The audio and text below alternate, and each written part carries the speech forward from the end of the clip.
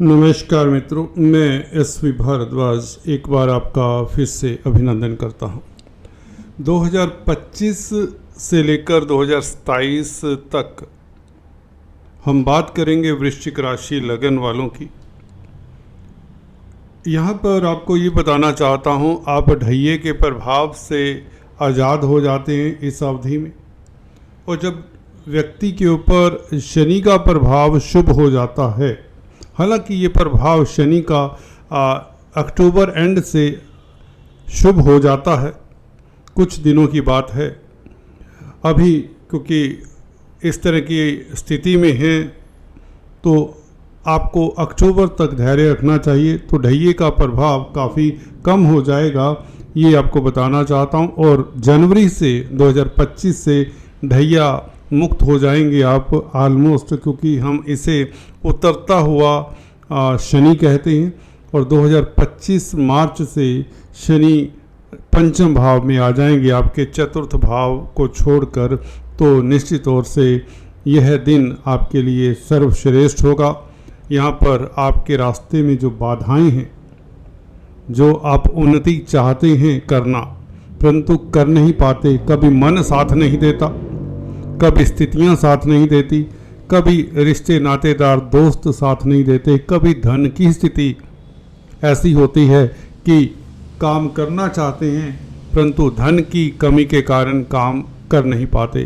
परंतु जब से गुरु अच्छे हुए हैं, जून के महीने से गुरु का गोचर बहुत अच्छा हुआ है। अभी तो अति उत्तम स्थिति है गुरु की, रोहिणी नक्षत्र में है। और चंद्रमा का ये नक्षत्र आपको बताएं, चंद्रमा आपके भाग्य स्थान के मालिक हैं। तो गुरु के हाथ में अभी आपकी बागडोर है। और गुरु ऐसे प्लेनेट हैं, केंद्र में बैठे हैं, सप्तम भाव में बैठकर गुरु पंचमेश होकर आपके धन की स्थिति बेहतर कर रहे हैं, क्योंकि धन भाव के भी मालिक हैं, धन के कारक तो हैं ही।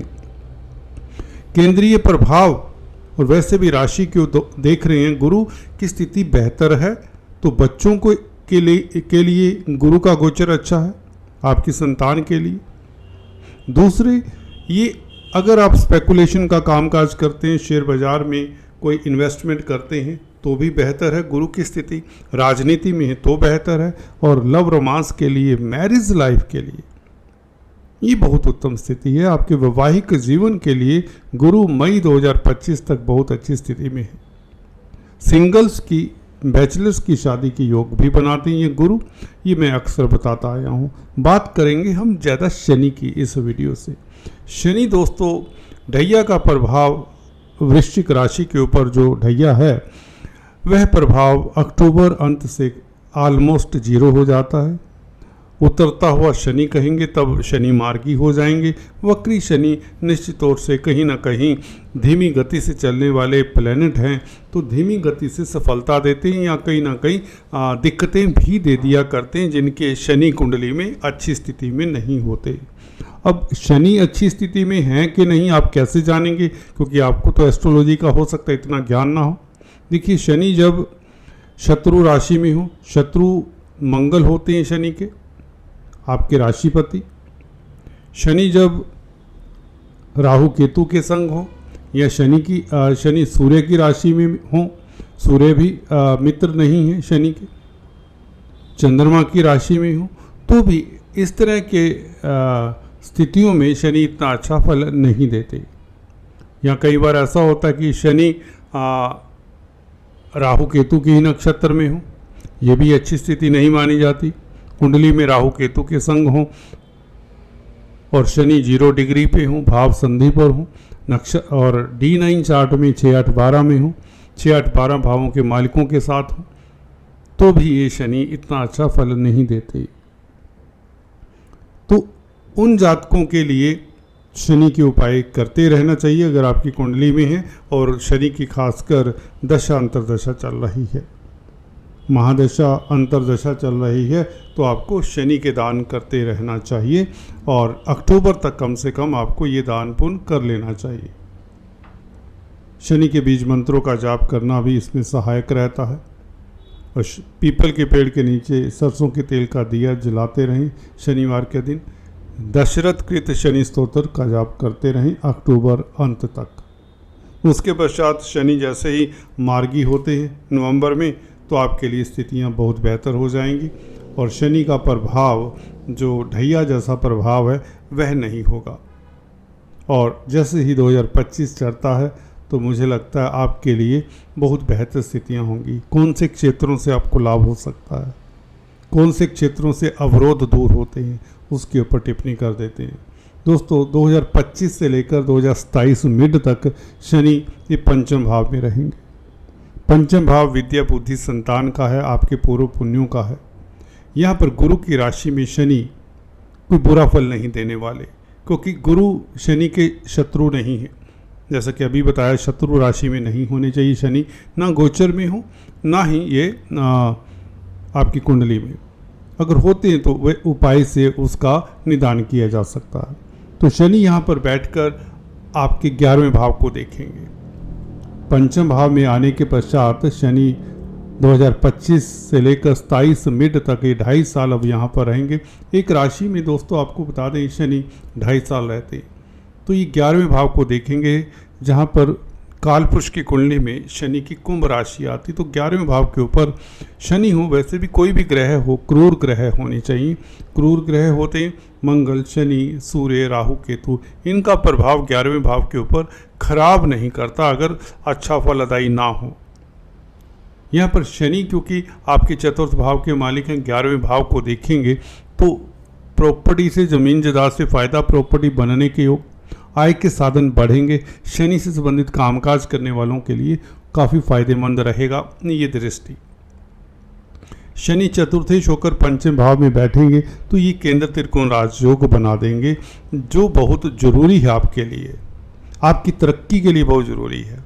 सुख भाव का मालिक पंचम भाव में बैठे जो कि लक्ष्मी स्थान होता है, तो आपको सुख की अनुभूति होती है। मानसिक तनाव आपके सिर से बोझ कहते हैं ना उतर जाता है, वह अक्टूबर से ही हालांकि स्थितियां बेहतर हो जाएंगी। हालांकि गुरु ने फिर भी काफ़ी हद तक आपको बहुत बड़ा रिलीफ दिया है पारिवारिक स्तर पर, धन की स्थिति को लेकर और इवन लव लाइफ को लेकर, दाम्पत्य जीवन को लेकर। आपको अच्छे स्पीकर बनाए हुए हैं गुरु, अच्छे वक्ता प्रवक्ता, समाज में स्टेटस बढ़ाए हुए हैं गुरु। देव गुरु बृहस्पति की स्थिति इतनी अच्छी है कि ये ढैये के प्रभाव को जीरो किए हुए हैं, समाज में आपको प्रतिष्ठा दिए हुए हैं गुरु। देव गुरु बृहस्पति 11वें भाव को भी देख रहे हैं और शनि का भी प्रभाव रहेगा अगले साल से 11वें भाव के ऊपर। गुरु और शनि दोनों बड़े ग्रहों का प्रभाव हो तो आय के साधन भी बढ़ते हैं। बिजनेस जो करना चाहते हैं उन्हें हालांकि नवंबर से शुरुआत कर देनी चाहिए। हालांकि ये कोई मनाही नहीं, जब गुरु अच्छे तो आज से भी बिजनेस कर सकते हैं। कोई नया बिजनेस करना चाहते हैं तो गुरु की स्थिति बहुत अच्छी है। दोस्तों शनि, राहु, केतु और गुरु ये 4 बड़े ग्रह हैं। इनमें से जब 2 अच्छी स्थिति में आ जाएं तो आपको कोई दिक्कत होती नहीं, आपको हर जगह पर सफलता मिल जाती है। यहाँ पर शनि और गुरु का गोचर बहुत शुभ रहेगा आपके लिए, इसमें आपको सफलता ही सफलता मिलने वाली। और शनि की दृष्टि धन भाव के ऊपर भी रहेगी पंचम भाव से। चतुर्थेश जब धन भाव को देखेगा तो जमीन जायदाद प्रॉपर्टी से लाभ, घर परिवार से ही लाभ होता है, मातृ सुख मिलता है, पेरेंटल प्रॉपर्टी का सुख मिलता है। संतान को लेकर कोई कष्ट है, कोई आदि व्याधि है, उनको लेकर कोई चिंता है, वह दूर होती है। अगर आप छात्र हैं तो प्रतिस्पर्धाओं में उत्तीर्ण होने का मौका मिलता है, क्योंकि शनि केंद्र त्रिकोण राजयोग बनाते हैं। विद्या बुद्धि आपकी उत्तम रहती, आप धैर्य सम्मत रहते, गंभीर रहते हैं, फोकस्ड रहते हैं। कुल मिलाकर आपको अच्छी जगह पर जॉब मिल जाती है। हो सकता है जॉब दूसरे स्टेट में मिल जाए, तो कुछ देर के लिए आपको घर से दूर रहना पड़ सकता है। ये चांसेस 2026 में बनते हैं, 25 में भी बन सकते हैं, वो आपकी कुंडली के ऊपर डिपेंड करता है।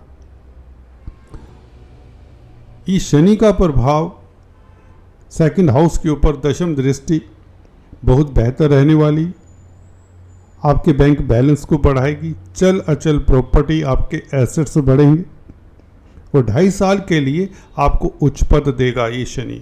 स्पेकुलेशन से, शेयर बाजार से, लॉटरी सट्टे का कामकाज करने वालों को भी लाभ होगा। राजनीति में खास आप प्रवीण होंगे, राजनीति में अग्रणी रहेंगे। आपका समाज में कद बढ़ेगा। अथॉरिटी में जो लोग हैं उनकी सहायता, मित्रों की मदद से आपके कई अधूरे कार्य संपन्न होंगे। घर परिवार में मांगलिक कार्य की योग बनते हैं। 11वें भाव के ऊपर चतुर्थ भाव के मालिक का संबंध चतुर्थेश है शनि। शनि का संबंध 11वें भाव के ऊपर, शनि की दृष्टि ही 11वें भाव के ऊपर अच्छी ही होती है।